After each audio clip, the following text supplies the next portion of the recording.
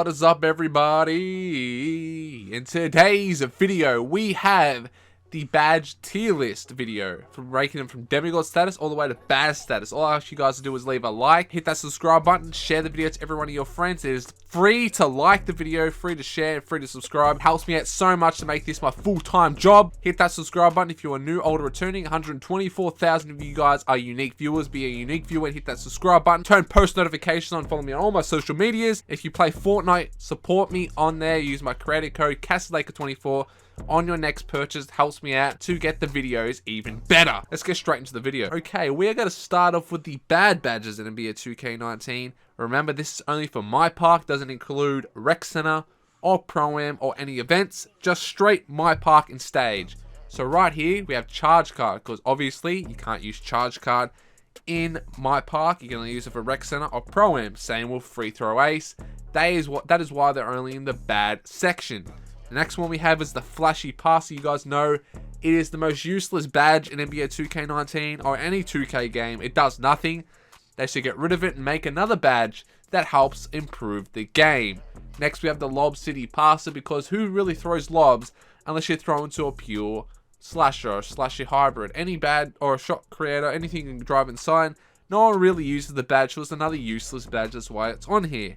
The next badge is Break Starter. I don't think it's that bad, but compared to every other badge in the game, it has to be in the bad spot. Maybe you can go to the good spot, because when it's in Hall of Fame for you pure glass cleaners, it does help out throwing down the court, but it doesn't work every single time. So that's why I don't really rate it as a good badge.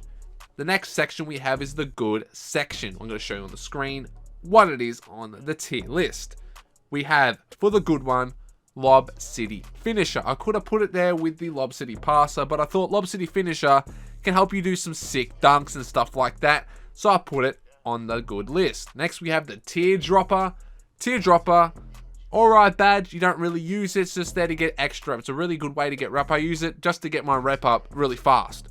Next we have the Quick Reflexes, which all it does is help you get steals. So if you go for they're going to pass it to the teammate, you intercept it, more likely than not going to get the steal than if you don't have the badge. You have it on Hall of Fame, you're going to get the steal 99% of the time. So you pure defensive players, you will have that. Next we have the Acrobat Badge. Obviously not a bad badge. All you have to do, you can do hop steps, you can do spin layups. It does work. I think I might put it into the great section, but for now I have it in the Acrobat section. Next we have the Pick and Roller. Who really needs pick and roller? Because pick and popper is so much superior to pick and roller. All you do is set a pick and a roll to the basket and do a layup. You don't really need it. That's why it's in the good section. Next we have the Up and Under Specialist. It's only really useful on post scorers, and they have it on most other badges like shot creators and all that sort of stuff, and I don't think it's that good of a badge. Next we have the Put Back King. Obviously it's an alright badge if you have it Hall of Fame. You get the rebound, you put it back up. Pretty simple. It's not really that useful.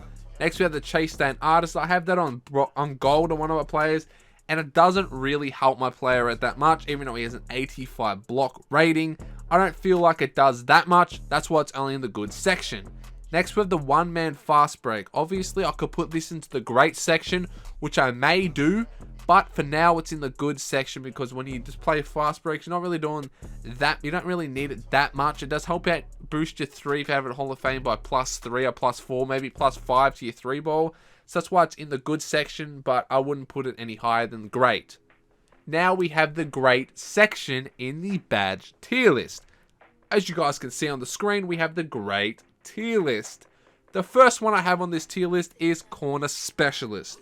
The reason I have Corner Specialist only in great is because you can hit corner threes with or without it. It doesn't really boost that much. It boosts your mid-range by... I did a badge, how offensive badges work. If you want to check that out, link in the description. Highly recommend checking out that video. It helps you guys out for future reference. But it does boost your shot by about 50%, maybe 40%. It's not really that incredible. Next, we have the Catch and Shoot Badge. Obviously, it's a great badge, but I wouldn't call it overpowered. Unless maybe you have it on Hall of Fame. If you have it on gold, I would even put it in the overpowered section, but I feel like it is in the good section of great.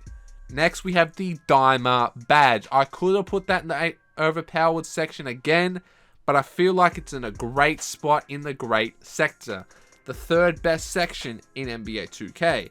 We have Pick Dodger. It does work a lot of the time, but it doesn't work if someone has Hall of Fame Brick Wall or Brick Wall Bronze. For that matter, if you have a low strength rating, it's not really going to help you out that much. Pickpocket, obviously you don't really need it, because all you have to do is spam X or spam square and you will get it with or without the pickpocket badge. But if you have it, it does increase your chances by about 25%. So that's why it's only in the great section. Next, we have the Rim Protector badge.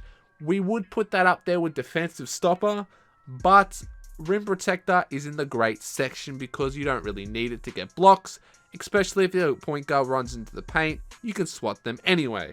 Next, we have the Hustle Rebounder badge. Perfect for you centers and for you point forwards, you small forward sections that have players that use it. It really does help out, but I feel like in the great section, it is perfect sitting right there. Next, we have the Post Spin Technician badge. I feel like it's in a great section again.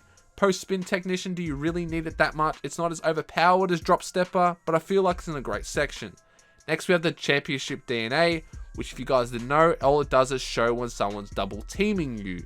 That's why I put it in the great section, because when people are double teaming you, it puts 2 red circles around them, and you can pass out when it shows up before they come and double team you can pass out or shoot before they double team. Next, we have the Overpowered Badges, as you guys can see on the screen. I'm going to pop it up on the screen for you guys. The first badge we are talking about is Tireless Scorer. Yes, this is an overpowered badge because if you have no stamina and you don't have the badge, most likely than not, you're going to miss the shot. And if you have it in a Hall of Fame, it increases the shot by about 50%. So that's a really good percentage increase onto your shot attempts going in. Next, we have the Difficult Shots badge. I could have put this in the Demigod section, but I feel like Overpowered is where it is. You can do fadeaway threes with this. You can do fadeaway mids. It does help out your percentage of making the shot and hires your... If you have a 99 mid-range and you have Hall of Fame difficult shots like my pure shot creator has, obviously, I've missed a lot of shots with it. I don't feel like it's Demigod status, but I feel like it's Overpowered section because it can help you out tremendously. Next, we have the Relentless Finisher badge. With Relentless Finisher, you can take great contact and make the layup. Obviously, it's overpowered, but it's not so overpowered that you can't stop it with great defense. Next, we have the Mid-Range Deadeye badge. Not everyone uses Mid-Range Deadeye, that's why I'm putting Overpowered, because not everyone shoots mid-ranges on this game unless you're playing the 2v2s as a pure shot creator. Next, we have the Ankle Breaker badge. It could be in the Demigod section. If you're a really good dribbler, ISO player, it is Demigod status. But for just the regular player like me, I would put it in the Overpowered section because it does increase your shot by about 25% again. Next, we have the Brick Wall badge. It would be Demigod status if it was like 2K17's Brick Wall. You remember? You are pure glass cleaner. You set the screen and the guys fall on their backs. They love being on their backs. They love it. And then they took it out and they don't have that animation anymore, which is why it's only Overpowered, because they actually got rid of that animation, which I am sad about because I used to see the people on their backs.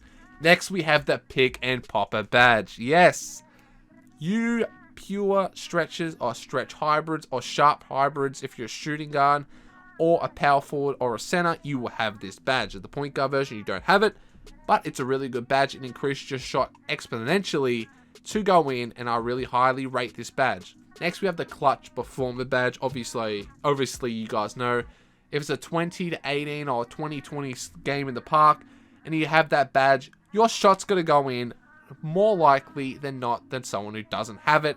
And I really feel like it is overpowered, especially in game winners, which is all the time it works. For the last status of today, we have the Demigod badge list. The first badge I'm starting off with is Limitless Range. Yes, with Hall of Fame Limitless Range, you can shoot near half courts. Easy. I have silver Limitless Range on my playmaking sharp. On my playmaking sharp, I can hit half court shots like they're nothing.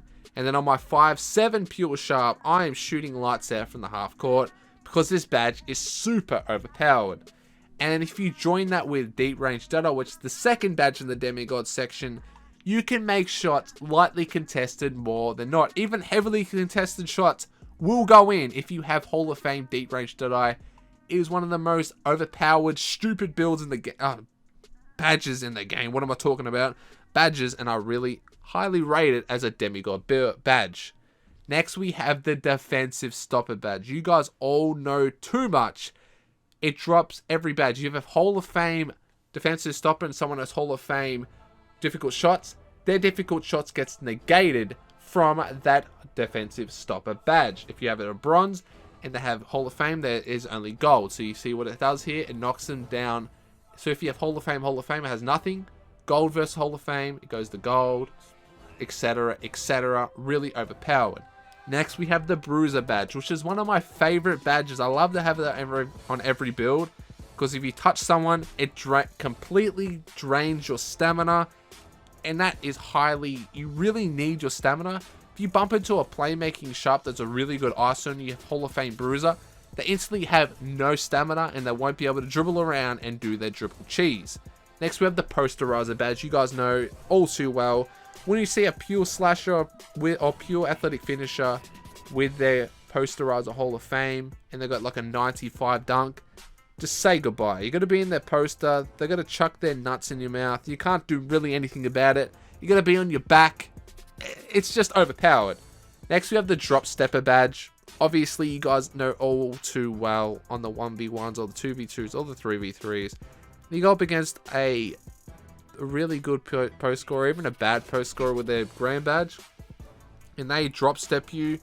You're going into the next country. You're going from Australia to America, America to China, China to Japan, Japan to Africa. We can go on.